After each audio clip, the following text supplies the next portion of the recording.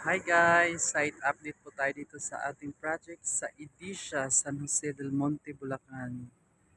Sobrang ganda po ng project natin kasi along the highway lang po siya. Itong highway po na dinadaanan po ay yan po papuntang proper ng Sapang Palay at dito naman sa kabila po ay papuntang Santa Maria, Bulacan. So ito po ay one ride bus lang po from Divisoria to Sampol. Yung Agila po na bus na pula ang dumadaan po dito. Kaya sobrang accessible po ang ating project. Sobrang dali lang po ang biyahe dito. Ayan po. Ito na po yung updated natin. Townhouse at single attached po ang itatayo po dito sa ating project sa San Jose del Monte, Bulacan. Ayan.